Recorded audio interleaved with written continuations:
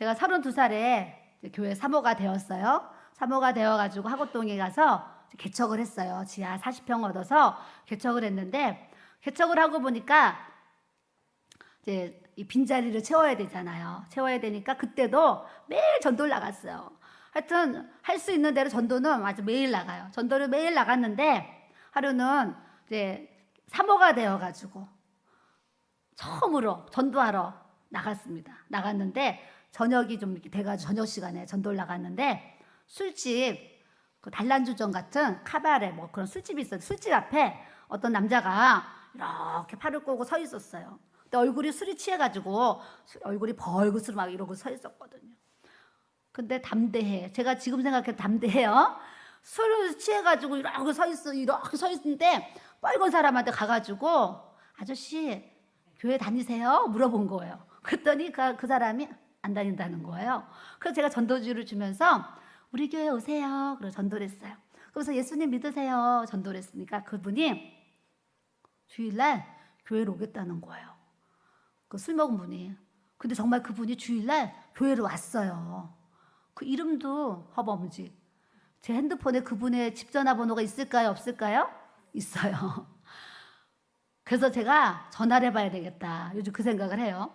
그래서 이제 그분은 이제 전도를 했어요. 그 교회로 왔습니다. 왔더니 개근상을 받을 정도로 예배를 다 나오는 거예요. 다 나오는데 하루는 이분이 저한테 이런 고백을 했어요. 사모님, 좀 상의하고 싶은 게 있다는 거예요. 그래서 뭐냐 그랬더니 자기는 군대를 갔는데 상사한테 너무 막 이제 맞아가지고 얻어 터졌다 그러잖아요. 너무 막 맞아가지고 이 뇌를 이 머리를 맞아가지고 이제 뇌 이상이 생긴 거예요.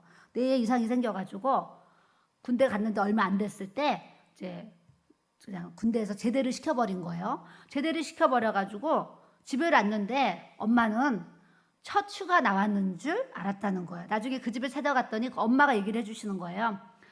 우리 아들이 군대 갔는데 집에 갑자기 찾아왔는데 처추가를 나왔는 줄 알았더니 군대에서 얼마나 맞았는지 아들이 제정신이 아니더라는 거예요. 그래서 그때부터 계속 정신과 치료를 받고 정신과 약을 이렇게 먹고 있습니다.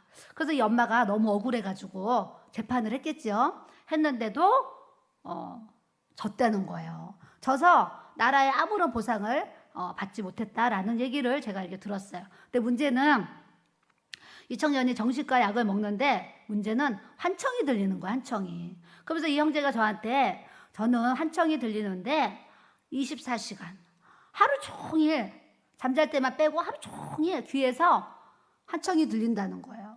저는 그때 막 환청이 막 뭔지도 모르고 있는데 그래서 어떻게 들리는데요? 그랬더니 시장에 가면 막 웅성웅성 막 수근거리고 막 떠들잖아요. 그런 소리가 하루 종일 난다는 거예요. 시장에서 막 웅성웅성한 그 사람들 소리가 난다는 거예요. 그런데 어떨 때는 또 이 안에서 자기 누군가가 야 그러잖아요.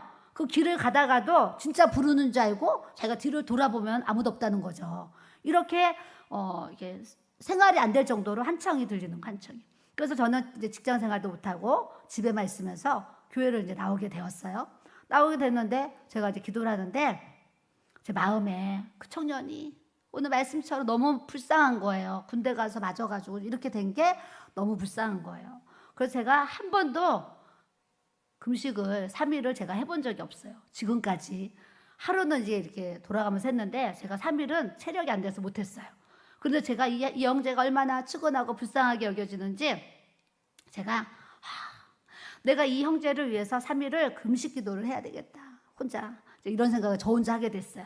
그래서 목사님한테 여보 나는 월요일부터 수요일까지 대한수도원에 가서 내가 3일을 금식을 하고 오겠습니다. 애들이 어리니까 당신은 집에서 애들을 보살펴 주세요. 그러면서 짐을 싸가지고 버스를 타고 강원도 이제 대한수도원을 월요일날 이제 갔습니다.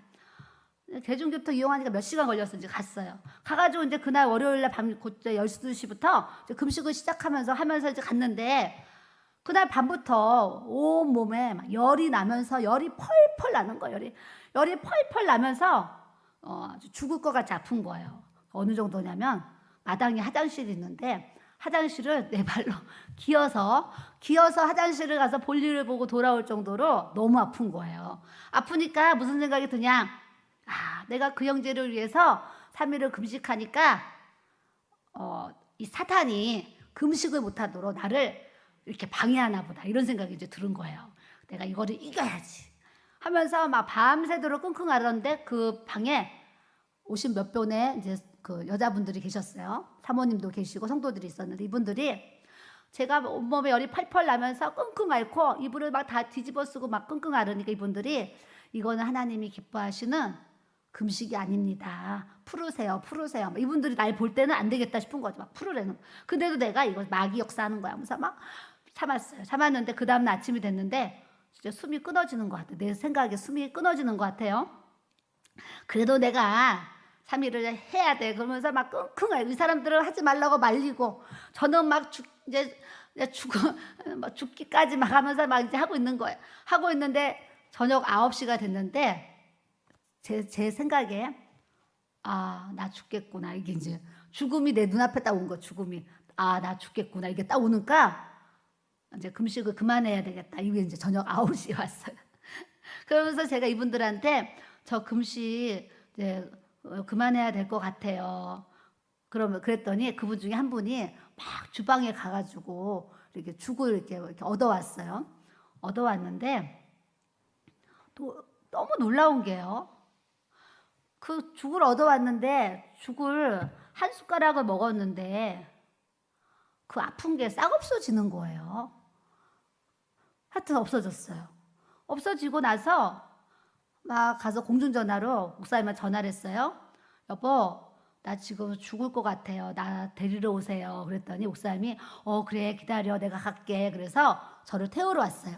태우러 와서 제가 하루 하고 9시간을 이제 하고 집에 왔어요. 왔는데 제 마음에 이제 좀 먹으니까 또 힘이 나잖아요. 하나님, 제가 3일을 못 채웠습니다. 이러면서 하나님, 하루 하고 3시간을 제가 추가로 더 할 테니까 하나님, 저의 3일 기도를 받아주세요. 이렇게 기도를 하면서 저 혼자 하루 하고 3일을 또 이제 기도를 이제 금식 기도를 이제 했어요.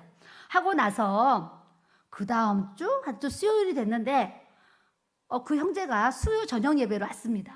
왔는데 제 뒤에 앉았어요. 그렇게 제가 이제 나눠서 3일 금식을 하고, 성도들도 모르고 목사님하고 저만 알아요. 아는데 수요 예배를 딱 드리고 났는데 그 형제가 저한테 오더니 사모님, 드릴 말씀이 있습니다. 그러는 거예요. 그래서 뭔데요? 그랬더니 사모님, 제가요 환청이 안 들립니다. 그러는 거예요. 그래서 제가 얼마나 놀랬겠어요. 아무한테도 얘기 안 했는데. 그래서 제가 제가 형제님을 위해서 지난주에 월화수 2번에 나눠서 금식 기도를 했거든요. 하나님이 그 금식 기도를 들으셨나 봐요. 그랬어요. 그랬더니 이 형제가 하는 말, 제가 금식한 그 다음 날부터 환청이 안 들린다는 거예요. 그래서 저는요, 하나님이 우리를 다 불꽃같이 보고 계시다니까요. 옆 사람 보시고 이렇게 해보세요. 불꽃같이 보고 계셔요. 불꽃같이. 진짜 하나님은 살아계셔가지고 우리를 쳐다보시는데 그냥 안 쳐다보세요. 진짜 불꽃 같은 눈으로 우리를 쳐다보신다니까요. 그러니까 죄만 짓고 사는 사람은 죄 지면서도 불안한 거죠. 이렇게 살면 안 되는데. 근데 이제 우리가 죄를 이기고 이제 사는 사람은 또 하나님의 은혜와 평강 속에 우리가 또 살아가는 줄 믿습니다. 그래서 제가 이 얘기 왜 하냐면, 그 형제가 제가 사모되고 나서 목회하면서 첫 전도의 열매였어요.